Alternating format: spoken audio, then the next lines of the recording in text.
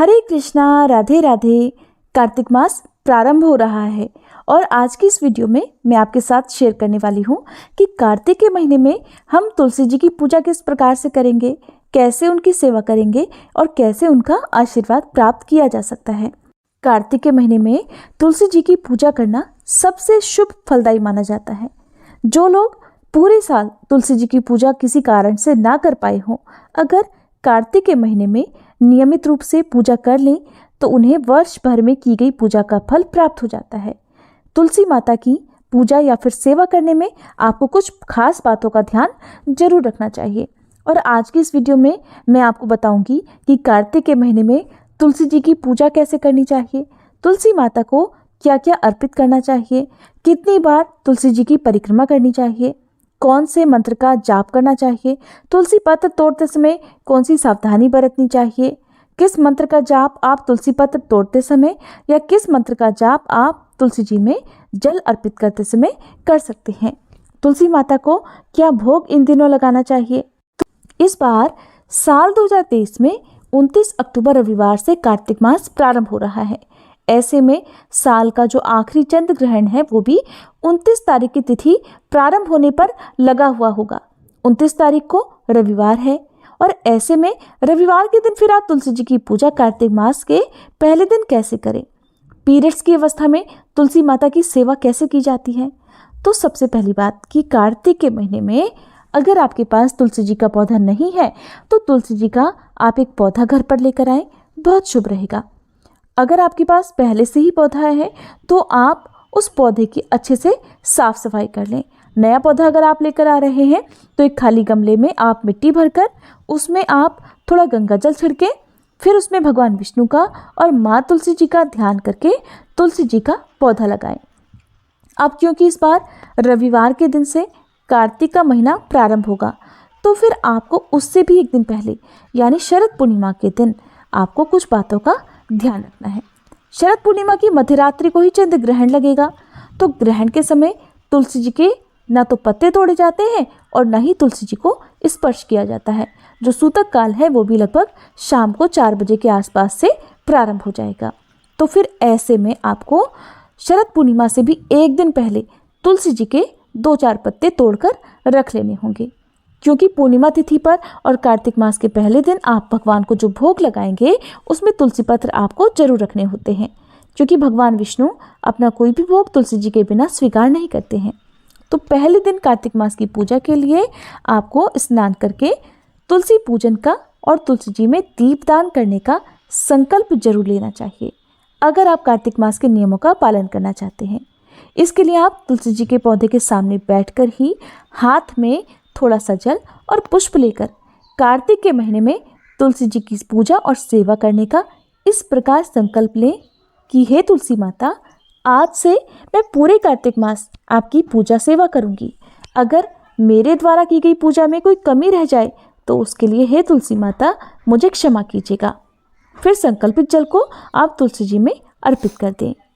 लेकिन आपको जो ये इस प्रकार की पूजा है वो सोमवार के दिन से करनी है, यानी कार्तिक मास के अगले दिन से करनी है।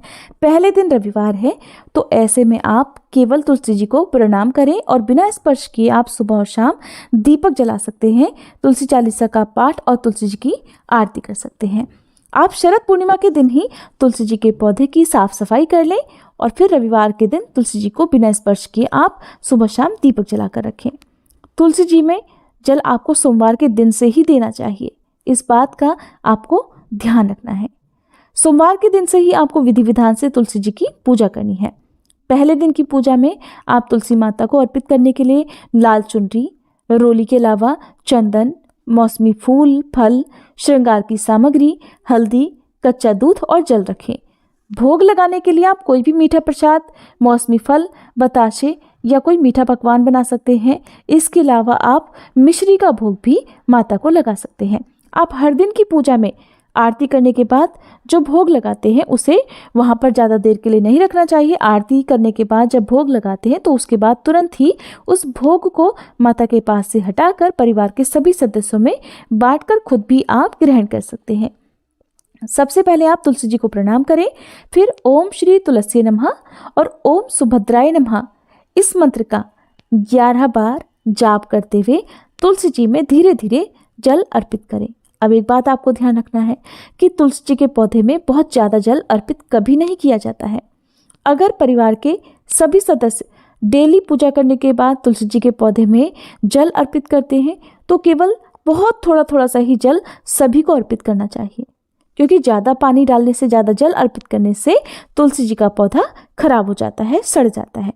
जल अर्पित करने के बाद पहले दिन आपको तुलसी जी की जड़ में 1 चुटकी हल्दी पाउडर और थोड़ा सा कच्चा दूध डालना होता है। आप चाहें तो जो जल आप अर्पित करेंगे उसी में आप ये डाल सकते हैं। तुलसी जी को आप जब कच्चा दूध अर्पित करते हैं तो वो बहुत थोड़ी सी मात्रा में होना चाहिए। बहुत ज़्यादा मात्रा में आप ना तो हल्दी पाउडर डालें और ना ही कच्चा दूध डालें। तुलसी जी को इसके बाद तिलक लगाया जाता है। तुलसी जी की पत्तियों में भी आप सभी पत्तियों में ना सही तो 2-4 पत्तियों में आप तिलक लगाएं, फिर धूप दीप जलाएं।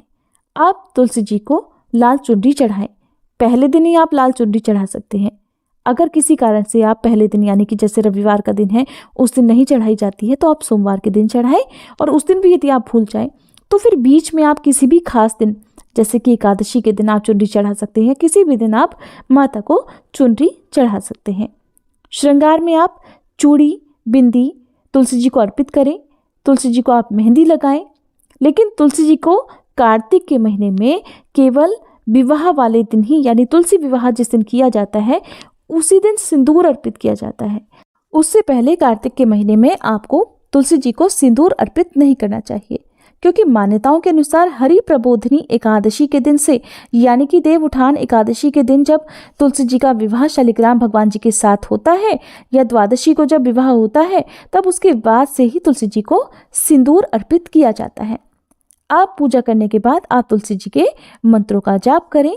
ये मंत्र है: वृंदा वृंदावनी विश्व पूजिता विश्व पावनी, पुष्प सारा नंदिनी तुलसी कृष्ण जीवनी, एतना मांस्तक चैव स्तोत्रम नामर्थम संयुतम, यह पठेत ताम च संपूज्य सौश्रमेघ फलम लभेत। इस मंत्र के अलावा ओम सुभद्राय नमः, ओम सुप्रभाय नमः, इनके अलावा मातस तुलसी गोविंद हृदयानंद कारिणी नारायणस्य पूजार्थम चिनोमि त्वाम नमोस्तुते, या फिर महाप्रसाद जननी सर्व सौभाग्यवर्धनी आधि व्याधि हरा नित्यम तुलसी त्वम नमोस्तुते। इन मंत्रों में से किसी भी मंत्र का जाप आप कर सकते हैं। तुलसी जी में जल अर्पित करते समय, दीपदान करते समय या फिर तुलसी पत्र तोड़ते समय आप सच्चे मन से इन मंत्रों का जाप कभी भी कर सकते हैं। फिर अगर संभव हो तो श्री तुलसी चालीसा का पाठ करें। सबसे अंत में आरती करके भोग लगाएं। फिर हाथ जोड़कर क्षमा मांगे कि अगर पूजा में या भोग लगाने में कोई कमी रह जाए तो उसके लिए हे तुलसी माता आप क्षमा कीजिएगा। फिर तुलसी जी की 3 बार परिक्रमा करनी होती है। तुलसी जी की परिक्रमा करते समय भी आपको मंत्रों का जाप करना चाहिए। ओम सुभद्राय नमः या फिर ओम हरि प्रियाय नमः, इन मंत्रों का भी आप यथासंभव जाप कर सकते हैं। कार्तिक के महीने में यदि हो सके तो सुबह सूर्योदय से पहले ही आपको तारों की छांव में तुलसी जी की पूजा करके दीपदान कर लेना चाहिए, और शाम को गोधूली बेला के समय यानी कि सूर्यास्त के बाद ही आपको तुलसी जी की पूजा करनी चाहिए। शाम की पूजा बहुत आसान होती है, क्योंकि शाम के समय आपको तुलसी जी के पौधे में ना तो जल अर्पित करना होता है, ना ही उन्हें तिलक लगाना होता है। शाम को केवल आप दीपक जलाएं। दीपक आप घी का या तिल के तेल का, जैसी भी आपकी सामर्थ्य जला सकते हैं, और उसके बाद परिक्रमा आप जरूर करें। तुलसी पत्र कभी भी बिना स्नान किए या जूते चप्पल पहनकर नहीं तोड़ने चाहिए। वायु पुराण के अनुसार पूर्णिमा, अमावस्या, द्वादशी, रविवार, संक्रांति और किसी भी ग्रहण के समय या सूतक के समय तुलसी पत्र कभी भी नहीं तोड़े जाते हैं। अगर आपने तेल की मालिश की हुई है, शरीर पर तेल लगाया हुआ है, तब भी कहा जाता है कि तुलसी नहीं तोड़नी चाहिए और ना ही ऐसी अवस्था में खानी चाहिए। जन्म या मृत्यु के सूतक में या पीरियड्स की अवस्था में ना तो तुलसी पत्र तोड़ने चाहिए और ना ही ग्रहण करने चाहिए, क्योंकि तुलसी जी श्री हरि के स्वरूप वाली हैं, श्री हरि को अत्यंत प्रिय है। तो तुलसी पत्र को पश्चिम दिशा की ओर मुंह करके भी कभी नहीं तोड़ना चाहिए। तुलसी पत्र कभी भी दांतों से नहीं चबाने चाहिए। एक पत्ता आपको पानी के साथ सीधे निगल लेना चाहिए। ये बात आप हमेशा जब भी एकादशी व्रत का पारणा करते हैं उस समय भी ध्यान में रखनी चाहिए। अगर आपने कार्तिक मास में तुलसी जी की सेवा पूजा करने का संकल्प लिया है तो फिर ऐसे में आपको खुद से तुलसी पत्र जहाँ तक हो सके नहीं तोड़ने चाहिए। पूरे कार्तिक के मास में आप परिवार के किसी अन्य सदस्य से तुलसी के पत्ते भगवान के भोग के लिए तुड़वा सकते हैं, और नहीं तो फिर आप अपने आप गिरे हुए तुलसी पत्र भी उठाकर साफ जल से धोकर उन्हें भी भगवान के भोग में अर्पित कर सकते हैं। आप हर गुरुवार को तुलसी जी के पौधे में थोड़ा सा कच्चा दूध और थोड़ी सी हल्दी डालकर अर्पित करें। कच्चा दूध और हल्दी बहुत थोड़ी सी डालनी है, नहीं तो पौधा खराब हो सकता है। तुलसी जी के पत्तों का भोग केवल भगवान विष्णु को, भगवान कृष्ण को या फिर बजरंगबली हनुमान को अर्पित किया जाता है।